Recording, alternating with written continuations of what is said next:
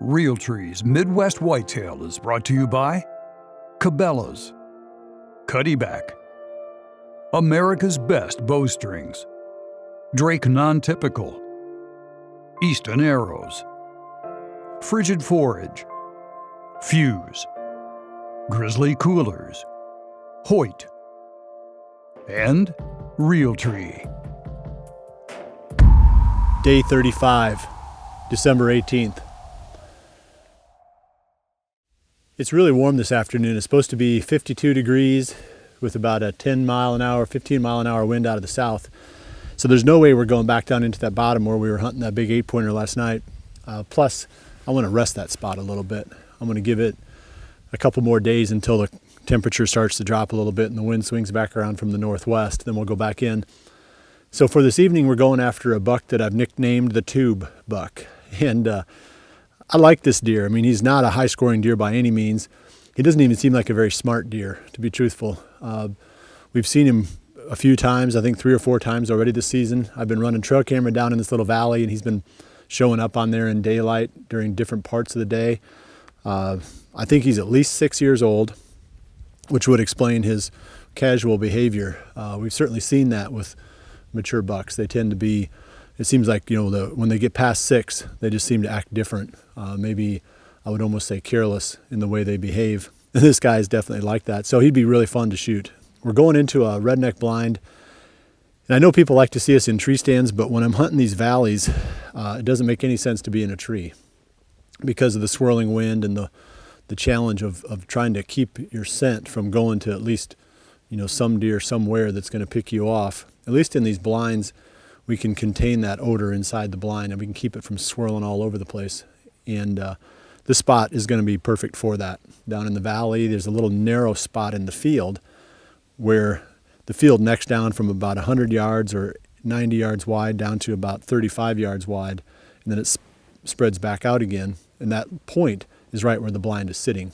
So any deer that moves down that field will come by within pretty decent bow range. So that's what we're hoping that the Tube Buck does this evening. We got a little 4-wheeler ride to get down there. I try to talk about all this stuff that we do, but obviously I don't want to wear you out with all the details, but the 4-wheeler fits really well here because my neighbor goes in and out of this spot a lot with his 4-wheeler. So the deer are totally comfortable with 4-wheelers hearing that putt-putt sound. So we're going to putt-putt our way down in there, and we're going to park and then walk the last maybe 300 yards or so to the blind. I decided to drive the 4-wheeler even closer than what I'd showed on the map. Like I said, they're used to the 4-wheelers on this piece of property right here. The blind is only less than 200 yards right across this little valley, so that's perfect because the deer are probably going to come from the other side. So for us to be able to putt right to here, the deer won't pay any attention to that. Plus it's early afternoon, so they're going to completely forget about it within a couple of hours. We can just run right through the timber right into that blind. Much less chance of bumping deer than if we looped out into the edge of that field and went into the blind that way. So sometimes you take advantage of the normal human, non-threatening human activity in an area. It'll help you to get into spots that otherwise might be a little bit tougher to get into.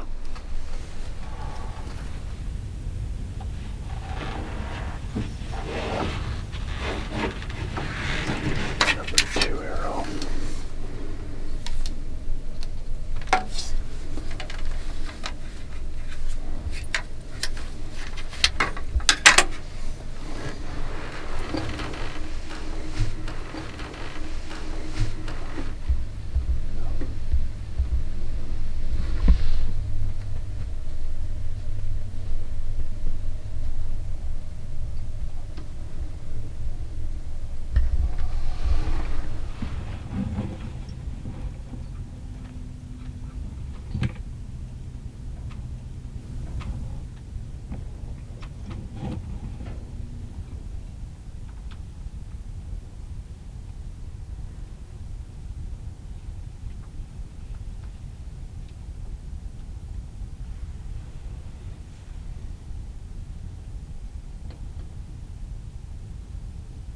That's him. That's the whatchamajigger buck.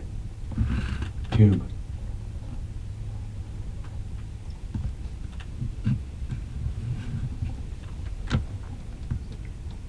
that's the tube buck right there.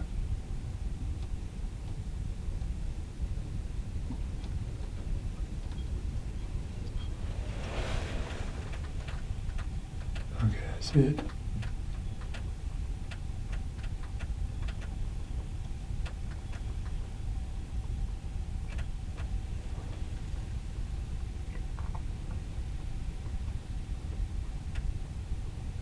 There's a lot of deer over there.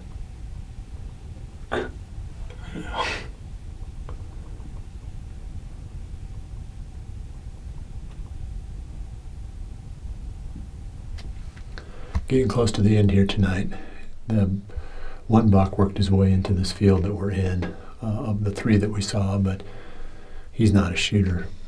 The one that we were after went the other direction, went towards the tube, and there's a blind there like I mentioned earlier.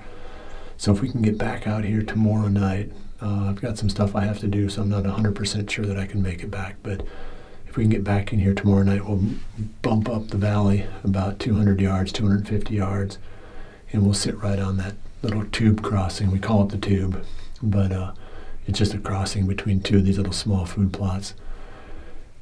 I think we can catch him there. I think he's really, really active. I think that if we can get in there without bumping anything, there's a real good chance that we can get that buck tomorrow night. So check back again. That's the plan. I mean, he's not a super duper buck by any means, but he's really, you know, I mean, I've got 3 tags left. I mean, he's going to be a lot of fun to try to get, and he's an older deer. So either way, I'll be pretty excited to get a crack at him. So hopefully we can pull that off tomorrow evening.